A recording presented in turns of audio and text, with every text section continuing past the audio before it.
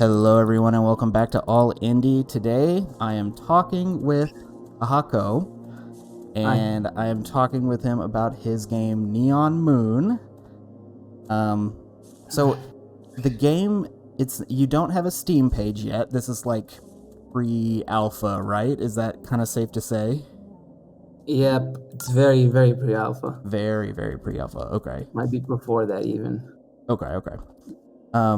Well, I think before we start talking about the game, can you tell me a little bit about yourself? Yeah, sure. First, my name is Abdul Mohsen. It's an Arabic name. I'm from AHAKuo Creations. I've done game dev for about 4 years. Not that long. I started, I think, in 2017. I'm not exactly sure. And it's actually, kind of a funny, gradual intro into Metroidvanias. I mean, the first game I ever made was a visual novel called Sound is Toxic. And then, the game after that was a simple mobile game called Before Dark. And Neon Moon is actually a game based on Before Dark. Oh, really? It's got the same, it's got the same world, and it's got the same character. Even I just used its world, and I wanted to emphasize what it was about through a Metroidvania. Okay. All right.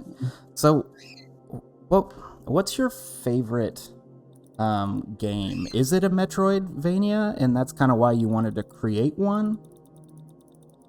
I actually thought about making this game after maybe playing Hollow Knight.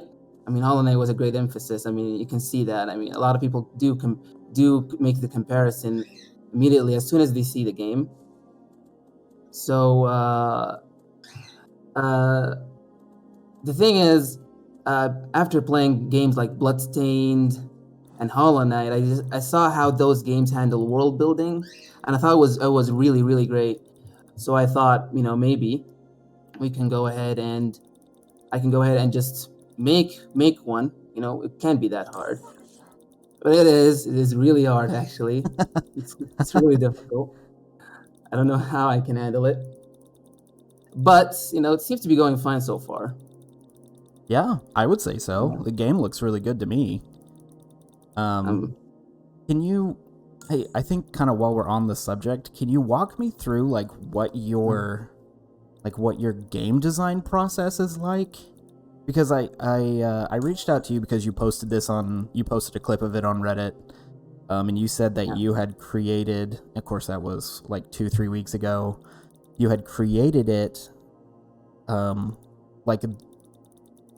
me, this is an insane amount of a game in like 5 months. I mean, do you have is this a hobby and you do this in your spare time, or kind of how do you streamline your process to get so much, or to me, what looks like a lot done in 5 months? Okay, it's actually really complicated. I mean, while it seems like I have all the time in the world, I actually don't. I mean, I'm a pharmaceutical student, and oh wow, okay, yeah. I mean, and I have to make time for college and lots of assignments and lots of studying, and actually, I always prefer the game dev time. Whenever I sit down, start making the game, that's when I'm really happy, And whenever I don't have time for that, I'm just like, I want to get everything just over and done with, so I can get back to working. And actually, one of the reasons why the game development process was so easy is, usually I would need like an extra programmer, or maybe 2 to do all this.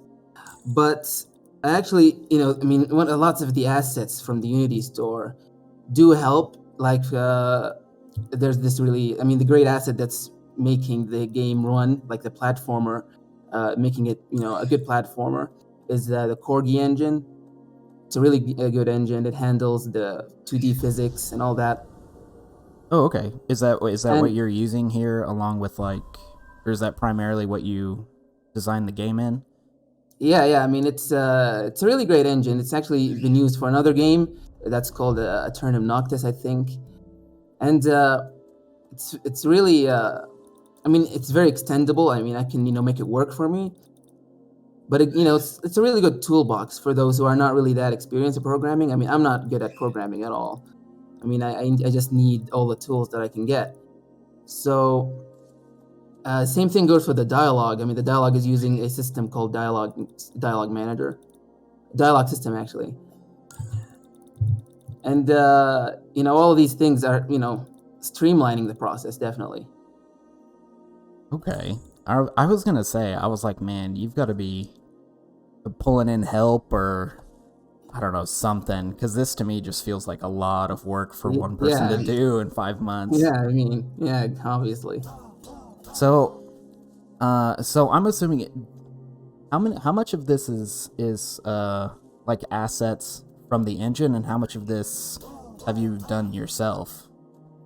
Well, that's a good question. I mean, from the engine, mostly what I took from the engine is the way the enemy AI works.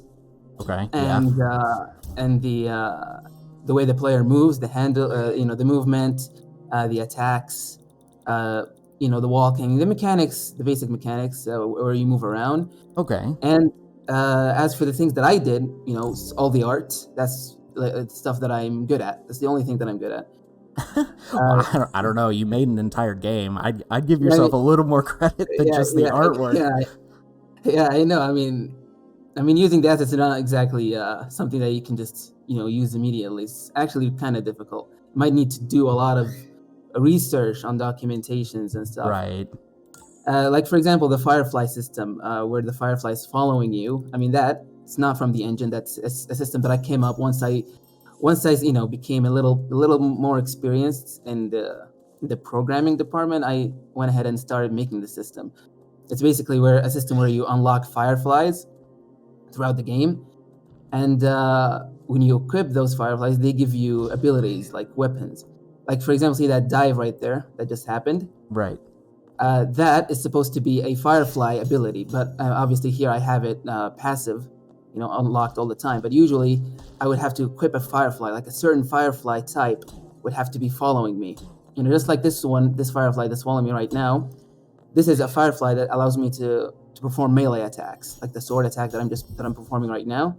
That is actually an ability from the firefly. Oh, okay. Yeah. So if I attack, for example, without the firefly, it would say that I don't have a weapon firefly equipped or something like that, Right. So you said I'm trying to think of how to ask this question. So you said you're not very good at coding, or at least I don't know. It seems like you're doing a pretty good job to me. I mean, is that like the hardest part about making this game so far? Is it sort of like trying to operate the engine in a way that you want it to, or do you have to do some coding, or is it like even maybe soundtrack? The soundtrack, actually, I'm using a library from the internet, from a website called Production Crate. Okay. It's actually a really cheap website. It's really great for making like demos, real quick demos. I mean, I kind of want to keep their music because it's actually really that good. It even has like a lot of library for a big library for future areas as well. But I do hear it's better to have an original track, so I do want to think about that. As for the programming question,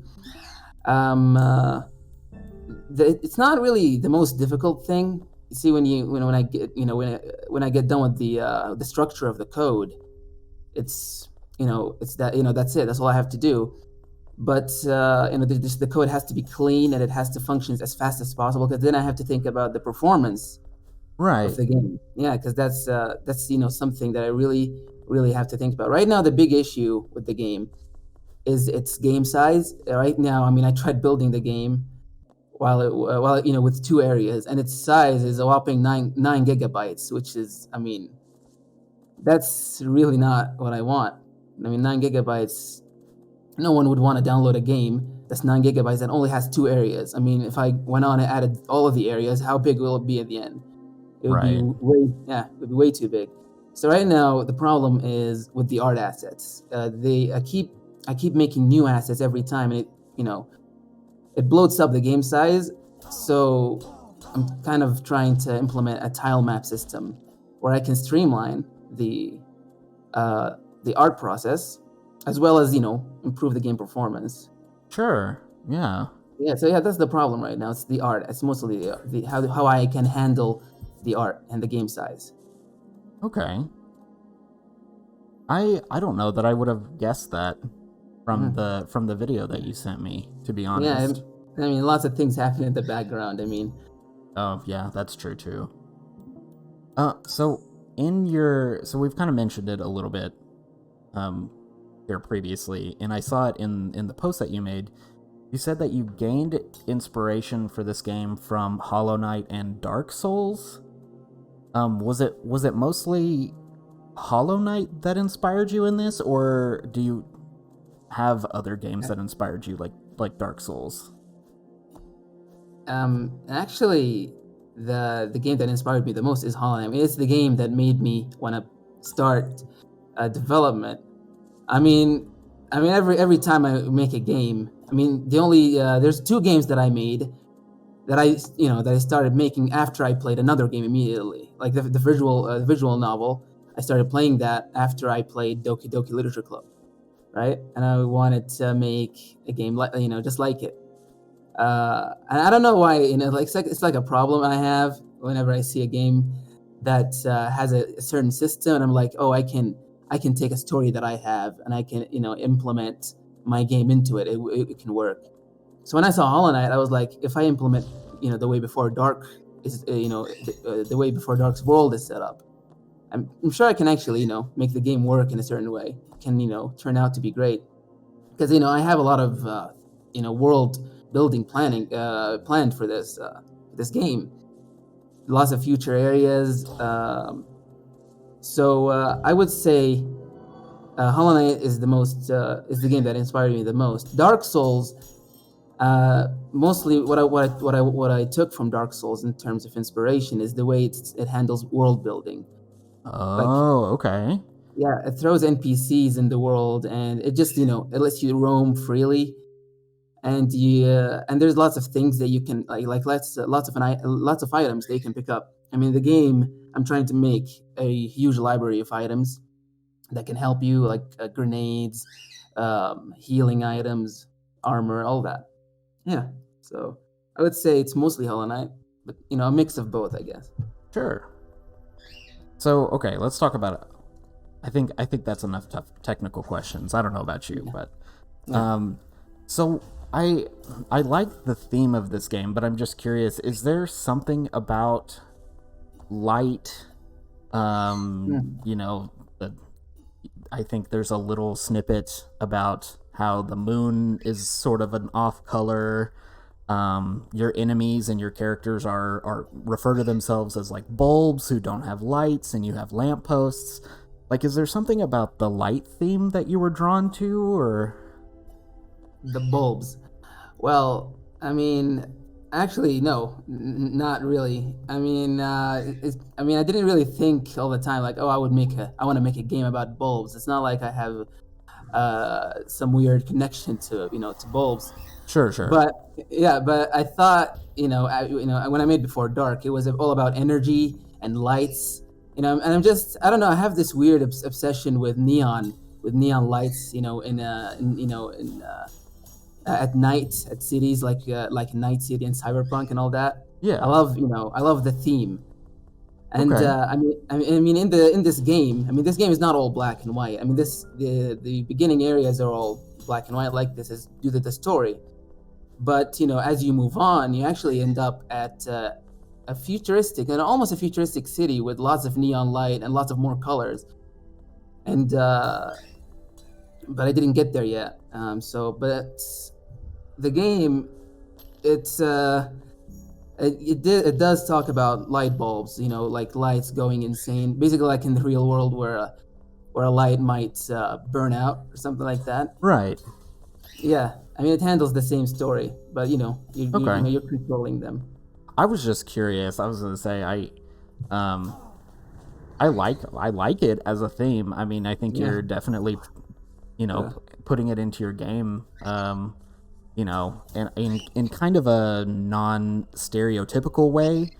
Because I was really concerned that this was going to be another like light versus dark, good versus evil sort of metaphor, for the game. But yeah, I think you handle it in a bit of a different way, and it's unique. And so I was just curious as to why you went that direction. um. All right. I'm sorry for the birds, by the way. No, you're fine. Uh. Uh. But yeah, I mean.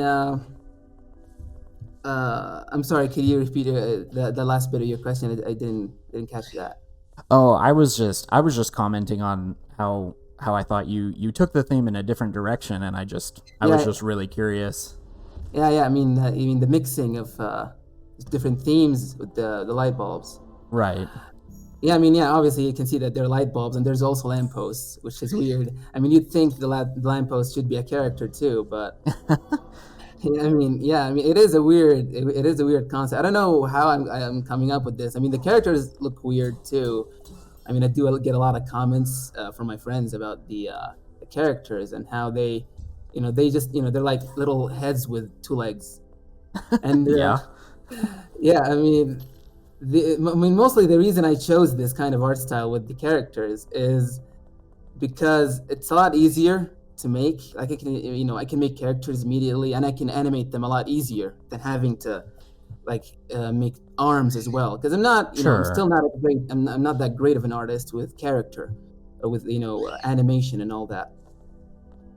Yeah. So, yeah, Well, and I mean, sometimes simpler is better, like, and I mean, you were just talking about how like art assets are kind of your biggest issue with file size. Like, you don't want to add more details to your characters because that'll just increase your file I mean, size. So, I mean, I like it. not the file size mostly, but the the workload.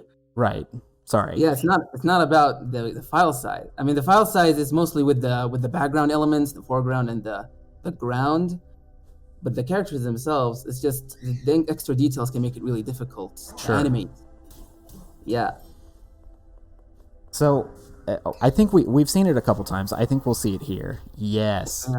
Yes. The What? kill the projectiles, being able to knock down projectiles. When Yeah. I saw that in the first clip, I just about lost my mind because I think that's one. I think it's fairly unique. I don't know that I've seen it in kind of a Metroidvania game. And two, is that something that you did for like balance? Like, is that sort of a Dark Souls roll or like a Hollow Knight dash through your enemies kind of thing, or how did that come about? I mean, destroying the particles, the projectiles. Well, the projectiles actually, it's really weird, but they act as enemies of their own, but they have really short health. So when you hit them, they just they immediately die and fall. Um, and so I said, okay, I could make every projectile act as an enemy. And when I did that, well, it's just I didn't have to do much else. I mean, the projectiles immediately became responsive to my hits. And as for the dash, where I can attack them with a dash, there's actually two variations of a dash. There's a damage dash where where you almost dash and attack at the same time, and there's the normal dash.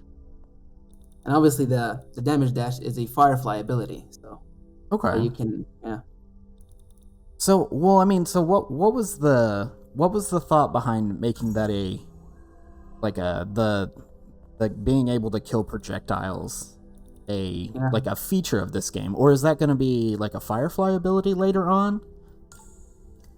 No, it's destroying the projectiles is not linked to fireflies. You can destroy projectiles with pretty much any sort of damage that you make. Oh, If there's an awesome. attack that can you make, then yeah, you can destroy them. You can destroy them with a dive. You can destroy them with anything. Oh, okay. Also, I do want to make a comment about with the video right now. Sure. Just now you saw that there was this ability item called the core link. This is actually, it was a little of a touchy subject. I didn't really know if it was going to be good, but basically, I mean, the hotbar into an item that you can unlock, right? So Sure. as you can see, I unlocked the hotbar, and I thought about it, maybe if that was right or wrong. I'm not exactly sure, but I do want to make certain things that would be included, default in any game, um, almost like an ability, Okay. like how in Hollow Knight, the map, for example, you don't exactly have the map immediately. It has to be tied in with the lore, where you have to purchase a map and draw it out and all that.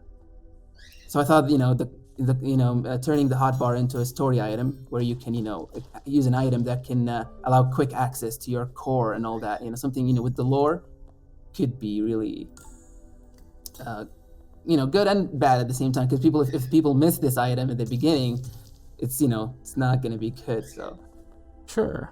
they're gonna Sure. feel like they Sure. missed out. Yeah. So So I'm curious and kind of thinking about what you just said about making certain abilities. Maybe you have to earn them. How do you take that into consideration when you're balancing the game? Like, I mean, so does that affect how you play test because you know of where it's at in the level, or does that make balancing harder because you're like, oh well, they're not gonna get this ability later? Like, I'm just curious as to what you're balancing. um yeah, what it's okay. like when you balance the game. Well, balancing. I mean, usually with balancing, I only have to think about the abilities that would be exploitable, stuff that the people can exploit immediately. Um, uh, and as for items that players might miss, I would immediately just put them in the road. I would put them in front of them. Like for example, like the that item, the hotbar item, was at a dead body. I thought about doing that. I thought, okay, let's put it at a dead bulb, and let's have some light also, shining down on that bulb, so I can, emphasize that, oh, there's something there, you know, so that the player, obviously, moves around and they can see this light on a certain lamp, and they can, think, oh, there's something over at that location. Basically, I'm guiding the player toward an item. If they miss it, well, I mean, they can get it later. I mean, obviously, but the balancing is mostly with the abilities that the player might use if they are like the fireflies or the bombs or all that, if they might be exploitable, where the player might be able to cheese bosses and immediately kill them, or basically break the game. Now obviously I don't want to completely forbid that. If people want to glitch the game, I mean, it's all, if they want to do that, it's their game. I'm not gonna go out of my way to fix every single exploit, Sure. right? I mean, there's a certain charm to exploits, Right. right? Yes, I I mean, mean, speed running has its place. yeah, I don't want to completely prevent that. Sure. So, you talked about maybe you've gotten some comments from your friends. I think just for a fun question. How, like, is this something you have your friends and family playtest all the time, like just to get their opinions, or you show them Mm. artwork, or No, how I showed how them. involved are your friends? Yeah, I mean, they're mostly involved in feedback. Like I show them my art, my screenshots, some videos, but nobody actually playtest the game. Nobody ever playtested the game, and that's a problem. I mean, I do want to get the first demo finished and over and done with, and then I'm gonna obviously put a demo up for everyone, not just for my friends and family. And I want the game to be able to be played on even the worst laptop. You know, I want the game to perform the best. So once I'm done with the first demo area, I can just let the game be playable with by anyone. Then I can get all the feedback at that time. Okay. Yeah. So I think one of my last question, if not my last question, let's talk future plans. You've Yeah. talked about a demo, you've talked about more areas, you've talked about different power-ups, and if I shouldn't say power-ups, like different firefly abilities. Um what other kind of future plans do you have for this game? I mean, it sounds like you have a lot on your plate already. Yeah, I do have a lot on my plate, and I do wanna like get the whole the art asset issue fixed. So I can progress without any issues in game size. So that takes a lot of time in planning. But the future areas that I have planned are actually exactly similar to the areas in Before Dark. Now, Before Dark is a mobile game. It's a level based game where you finish where you finish levels, and that game has 4 areas. There's actually no, it's 5 areas. There's the city gardens, which is where we're at right now in this video, and there's Cloud Point, which is basically an area in the skies where you walk on clouds and all that. Sure. There's also the final area, which is Hell High. It's sort of a castle, like a really like straight down Castlevania castle. Okay. Yeah, and there's a forest. There's also the sewers underneath the city. There's lots of areas planned for this game, as well as lots of story. There's some NPCs as well. And as for fireflies, right now the plan is to make 20 fireflies. There's 20 fireflies that and I just set a number. I don't even know how many fireflies I might end up with. Oh I might wow. actually, yeah. I just put a number, and I'm like, okay, let's fill this number. Let's think of the craziest abilities, and think if they're, study if they're good or not. And if they're not, then just scrap them and think about something else. I like it. I Yeah, like that thinking, like, let's just do it. Why not? yeah, yeah. Yeah. I mean, it's kind of complicated, but doing the yeah, having it work that way, I can, if something happens, for instance, in the development process, where let's say I didn't actually need 20 fireflies, or let's say I actually made some absurd fireflies that have really stupid abilities. I can just scrap them, and I can reduce the number of fireflies. I can, okay, let's not make it 20, let's make it 15, or 16. It doesn't matter. But I just set a number, so I can, see where I'm going basically. Sure. Why Yeah, I not? don't want to. Yeah, I don't want to pass 20, obviously, because that means the game's going to be really big. Because usually fireflies, I do plan on making them drop from bosses and Okay. drop. Yeah, and you might find them in the world. Sometimes you might also find them being sold by merchants, where Oh, where you buy it from a merchant, and the firefly might spawn. Like the merchant might tell you, "Oh, okay, thank you for your money. You can find the firefly somewhere, there, and you can just go ahead and unlock this firefly." So yeah, lots to do. You have a big yeah, a big list. yeah. I have a big list, but that's yeah. I mean, I don't even know how I'm gonna just go and do that. I'm just I'm just going along with it. I don't know how long it will take. Obviously, it will take a lot of time, but that's why I need to get the art issue fixed, so I don't have to deal with it tomorrow. Tomorrow. I mean, later. Right. Yeah. So All right, last question, and then I'll let you go. Do you have a rough estimate of when a demo will come out, or maybe have you thought about setting up a page on Steam so that people can go add it to their wish list? yes. Okay. So the answer is kind of, I don't know. It's kind of hazy. I don't exactly know what I'm gonna do.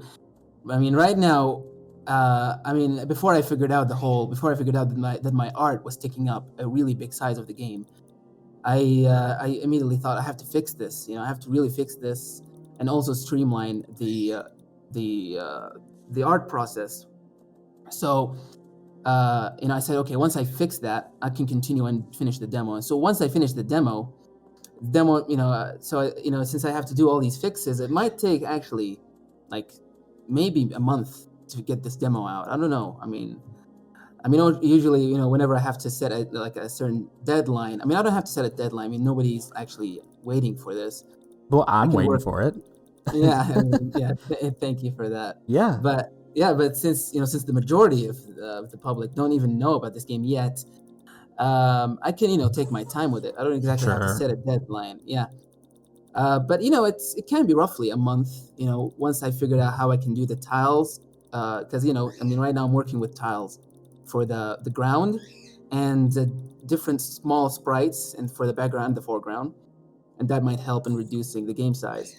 As for the setting up the Steam page, I feel like setting up the Steam page would be better in the future once the game has a lot of content, like enough content where I'm comfortable that the game is actually doing great and I can actually finish it. Yeah. That's when I'm gonna put it on on Steam. Awesome. Okay. Hey, Yeah. if a demo comes out, if you've got a Steam page, let me know. I'll wish list. Put it on my wish Yep. list. Of course, part of the agreement Yeah. is I buy your game because you were so gracious to give me some of your time for today's interview. Thank you very much. Yeah. Thank you. You've answered all of my questions. I really appreciate your That's great. time. Thank you so much, Thank you. man. Appreciate it. Yeah. Thank you, and see you in any future interviews.